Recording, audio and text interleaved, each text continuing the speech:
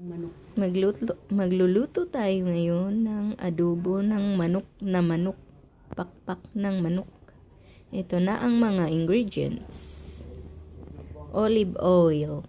Extra virgin olive oil. Pakpak ng manok na pinapakuluan.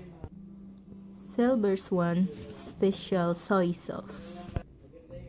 At saka tanglad.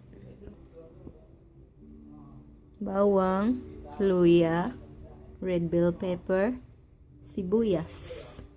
Umpisahan na natin mga mamamayang. Ilagay ang bawang sa loob ng kawali. Haluin. Hinaan ang apoy para hindi tumalsik.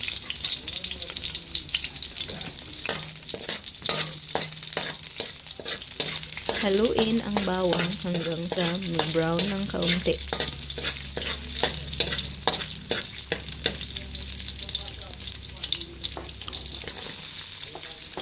Isunod ang sibuyas na puti.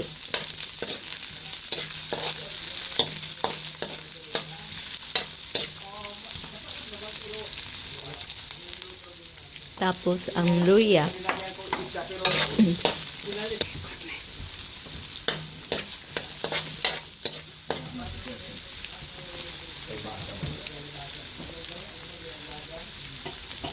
Tapos, ihulog ang red bell pepper.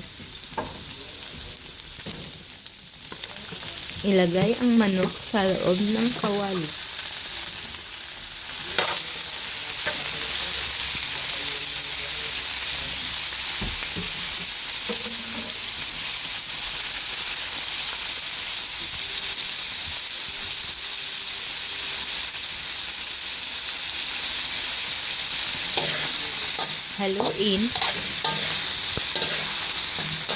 Haluin ang manok.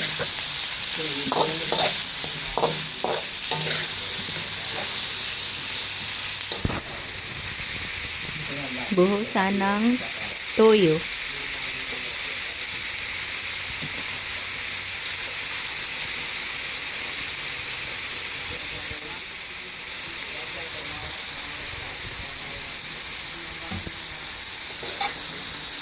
Haluin.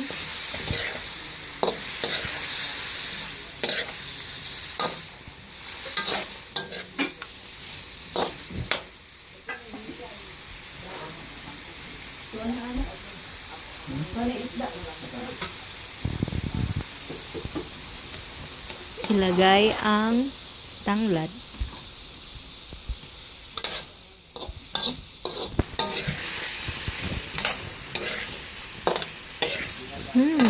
Super bango talaga pag may tanglad ang adobo nyo.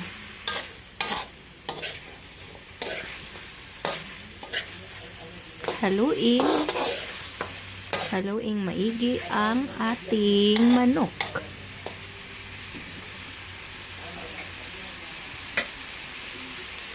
Pagkatapos ay takpan nyo para malutong maigi.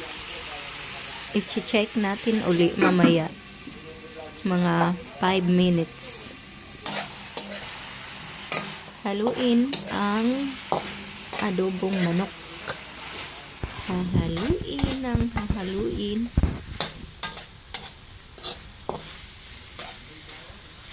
para sumuot-suot ang lasa sa laman.